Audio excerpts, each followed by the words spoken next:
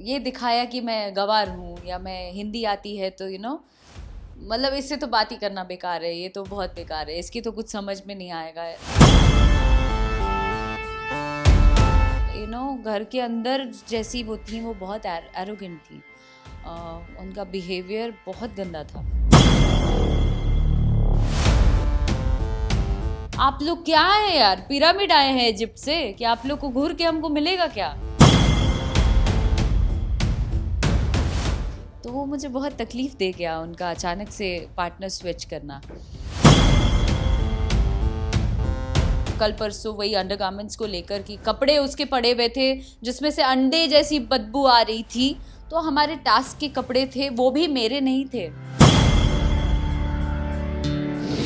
Welcome to Tele masala. Thank you very much. Tele masala देख रहे सभी दर्शकों को मेरा प्रणाम।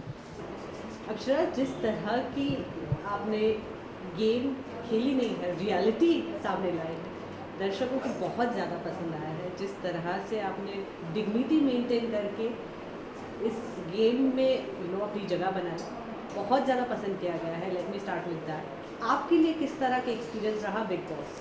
थैंक यू वेरी मच कि दर्शकों ने, आपने, या जितनी ऑडियंस है सबों ने मुझे बहुत पसंद किया है, और ये इस बात की मैं शुक्रगुज़ार हूँ। साथ ही बिग बॉस का जो सफ़र रहा है ये मेरे लिए बेहद खूबसूरत रहा है, बिकॉज़ इतने बड़े प्लेटफॉर्म पर मुझे मौका मिला जाने का, ये मेरे लिए अचीवमेंट है। और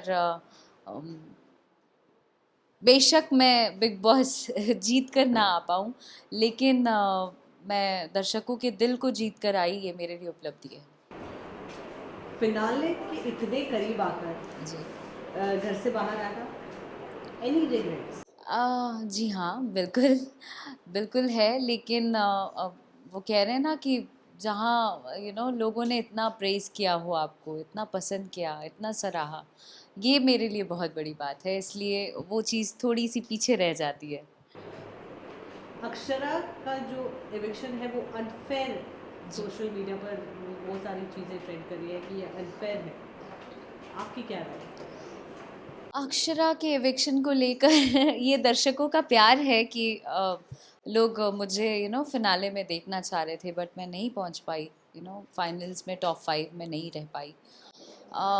कहीं ना कहीं दुख है इस बात का कि मैं कुछ तो चूक हो गई मुझसे, या मैं इमोशनली बहुत वीक हो गई, इस वजह से मुझे उस तरीके से परफॉर्म नहीं कर पाई मैं।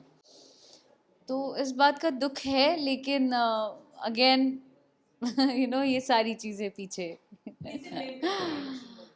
एविक्शन को लेकर मैं खुद को, आप जो करते हैं उसके ज़िम्मेदार आप खुद होते हैं, तो इसलिए मैं किसी और को ब्लेम नहीं करना चाहती। और हाँ, पूरे घर वाले की टारगेट मैं थी, अब उससे ज़्यादा उनको चाहिए था क्या कि अक्षरा ही निकले भाई, कैसे भी यही निकले पहले।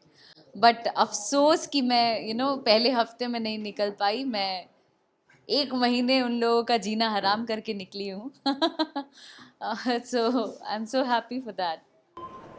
घर में जो सबसे ज़्यादा मुद्दे उठते थे आपको लेकर, वो ये था कि इंग्लिश को लेकर शमिता के साथ जितनी भी हाँ। लड़ाइयाँ हुई बहुत ज़्यादा, उसे लेकर क्या राय है?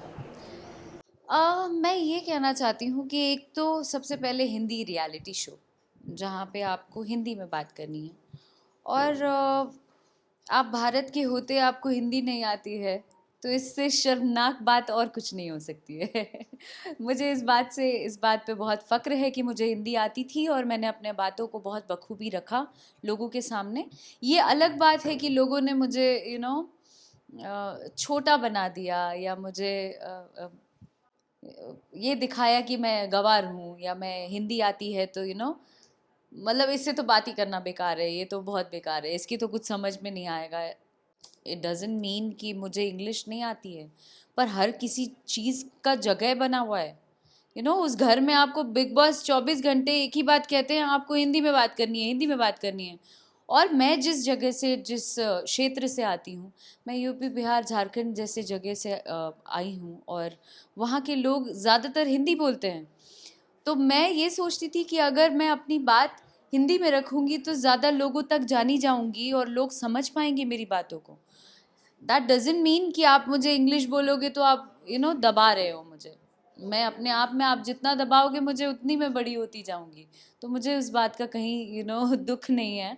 मुझे जब जब लोगों ने नीचा दिखाया है तब तब मैं तेजी से दुगनी रफ्तार से आगे बढ़ी हूँ और ऊपर उभरी हूँ। शमिता को लेकर के शमिता जी अच्छी हैं। घर का हर एक सदस्य बहुत अच्छा है, अच्छी हैं, बट घर के अंदर जैसी वो थी वो बहुत एरोगेंट थी।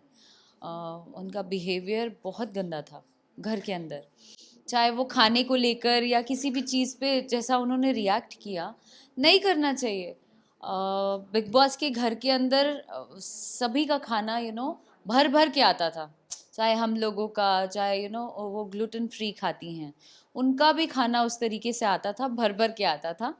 बट एक डब्बे को लेकर जिसमें शमिता जी और नेहा जी दोनों का नाम लिखा हुआ था, उस पर उन्होंने पहले हफ्ते में मुझ पे इतना गंदा रिएक्ट किया। मैं खाने को लेकर मैं बता रही हूँ, मुझे खुद को खाना नहीं रहेगा, मतलब मैं ना खाऊं चलेगा, लेकिन मैं दूसरों को ज़्यादा प्रेफर करती हूँ देना। चलो यार आप खा लो, आप खुश हो जाओ और खाने को लेकर एक दूसरे पे टिप्पणी नहीं करनी चाहिए। ये बहुत ही निम्न स्तर वाली सोच है कि हम खाने पे उंगली उठा रहे हैं, है ना। तो मैं जब निकलती हैं तो मैं ग्लूटेन फ्री भर भर के उनके दरवाजे पे पहुंचा दूंगी, यहाँ बिग बॉस की गेट पे, जिस जिस दिन वो निकलने वाली हैं। मैं लेके जाऊंगी गिफ्ट के तौर पर। बट वो चीज़ मुझे बहुत तकलीफ़ दिया, उनका ये बिहेवियर। वहाँ नेहा जी ने ऑफ़र किया था, इस वजह से मैंने ओट्स खा लिया था, बट वो ओट्स को लेके बवाल किए, ओ माय गॉड मुझे कोलाइटिस है या मेरा खाना नहीं आएगा। बातों को घुमा दिया, मैनिपुलेट कर दिया, उसकी ज़रूरत नहीं थी। सो वो बहुत एरोगेंट थी जब तक मैं थी घर के अंदर, और उनको सबसे ज़्यादा मुझसे ही प्रॉब्लम थी। अगर मैं ऐसे देख रही हूँ तो कहती थी कि oh why are you staring at me, why. अरे यार why should I, why would I, मुझे क्या मिल जाएगा आप लोगों को देखने के लिए। तो अब मैं कल परसों का एपिसोड भी देखी तो नेहा जी जब तक नहीं निकली थी, उनका यही जिक्र चल रहा था कि वो हम लोगों को घूरती थी। आप लोग क्या है यार, पिरामिड आए हैं इजिप्ट से कि आप लोग को घूर के हमको मिलेगा क्या? क्यों देखेंगे आपको हम अपने, मेरी आदत थी कि मैं अलग जोन आउट हो जाती थी, मैं कुछ ना कुछ सोच में चली जाती थी। It's okay. प्रतीक के साथ जी जो रिश्ता बना है, ऑडियंस भी काफ़ी पसंद की वो इक्वेशन, वो क्यूट सी केमिस्ट्री, जी। क्या कहना चाहिए? प्रतीक के साथ हमारी बॉन्डिंग बहुत अच्छी थी, और मैंने एज अ फ्रेंड उनको कहा था कि मैं जब तक हूँ मैं आपका साथ एंड तक नहीं छोड़ने वाली हूँ, और मैं अपनी बात पर अडिग रहूँगी।